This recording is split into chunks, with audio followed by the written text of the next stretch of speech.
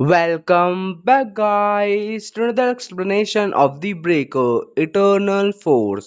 तो चैप्टर की शुरुआत होती है। गिमिन रायोंग साउन को लात मारकर उड़ा देता है। ये देखकर जूलिया सोचती है बॉस जख्मी होने के बावजूद भी कितने पावरफुल है। साउन को कुछ न हरकत करते देख गिमिन रायोंग एकदम शांत खड़ा होता है और फिर खून की खांसी करता है। मैं जानती थी बॉस अभी लड़ने के लायक नहीं है, वो अपने आप को कुछ ज्यादा ही पुश कर रहे हैं।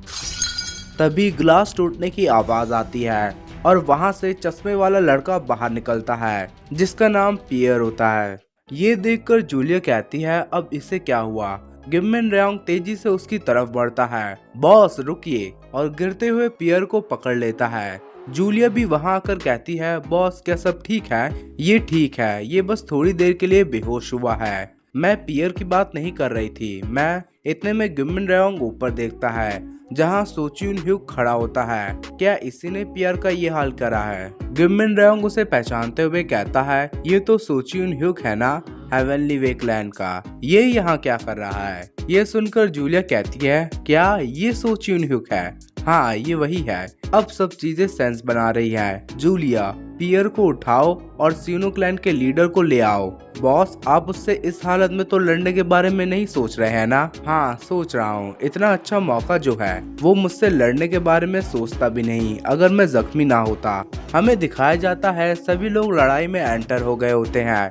सोचियुन सोचता है मैं सियुंकांग को नहीं देख पा रहा हूँ, क्या वो हार चुके हैं? सोचियुन जिग्यून चिल्लाते हुए कहता है सियुंकांग को क्या हुआ? क्या तुम अभी तक उसे नहीं ढूंढ पाए हो? वो इतने में वो कुछ नोटिस करता है और पीछे हटते हुए कहता है सभी लोग पीछे हटो। और एक धमाका होता है। गिमिन रायोंग वहां आकर कहता है बच्चे लोग कितने कमाल की बात है कि तुम मुझे हराने के बारे में सोच रहे हो। ये देखकर सभी लोग डरते हुए कहते हैं ये तो गिमिन रायोंग है। और गिमिन रायोंग की टीम खुश होकर कहती है बॉस। गिमिन रायोंग कहता है तुम्हारे लिए गुड न्यूज़ है, मैं बहुत ही बदतर कंडीशन में हूँ, जिस कंडीशन में मैं आज तक नहीं आया। तो अगर कोई मुझे मारना चाहता है तो यही मौका है। ये कहकर गिमिन रायोंग आगे बढ़ने लगता है और अपनी पावर को रिलीज करते हुए कहता है अगर तुम लड़ना चाहते हो तो सभी एक साथ आना, मैं इसे यहाँ और अभी ही सेटल कर दूंगा। जूलिया चिंता करते हुए कहती है बॉस वो अपने आप को इस तरह फोर्स नहीं करते हैं, मैं बस सिर्फ एक ही वजह के बारे में सोच सकती हूँ। और फिर वो साउन को देखती है। सोफिया सही थी, ये बच्चा हमेशा बॉस के लिए परेशानी खड़ी कर देता है। और फिर वो अपनी तलवार निकालते हुए कहती है मेरे पास इसे खत्म करने के अलावा और कोई चारा नहीं है। तभी कोई कहता है दूर हटो।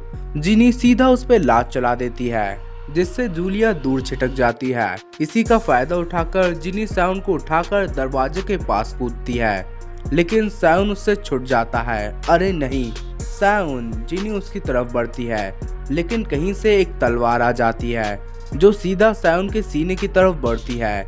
साउन कभी भी कहीं और नहीं देखना चाहिए लड़ने के समय। जूलिया सीधा तलवार की तरफ बढ़कर उसे पूरा घुसने से पहले ही निकाल लेती है। ओ तो तुम अब भी सांस ले रहे हो, अगर ऐसा है। इतने में जिनी उसकी तरफ बढ़ते हुए कहती है मैं तुम्हारी जान ले लूंगी। जूलिया स्माइल करते हुए कहती है क्या तुमने अभी तक कुछ सीखा नहीं? जूलिया सीधा जिनी पर अटैक कर देती है। कभी भी अपनी भावनाओं को लड़ाई के बीच में नहीं लाना चाहिए, लेकिन जिनी अपनी फुर्ती दिखाकर उस अटैक से बच जाती है और पावर इकट्ठा करके फ्लाइंग फिनिक्स किक नाम की टेक्निक से अटैक करती है। जूलिया उसे ब्लॉक करते हुए सोचती है अब ये कौन है और ये अचानक से इतनी पावरफुल कैसे हो गई। जिनी साउन की तरफ बढ़कर कहती है तुम्हारी हिम्मत कैसे हुई साउन को मारने की। ये कहकर वो फिर से एक अटैक कर देती है, वो भी मेरे सामने। जूलिया अपना बैलेंस खोकर नीचे गिरने लगती है और इसी के साथ हमारा ये चैप्टर खत्म होता है। गाइस वीडियो कैसी लगी कमेंट में जरूर बताना। मिलते हैं अगले चैप्टर में। वीडियो पसंद आई हो तो लाइक शेयर सब्सक्राइब जरूर करिए।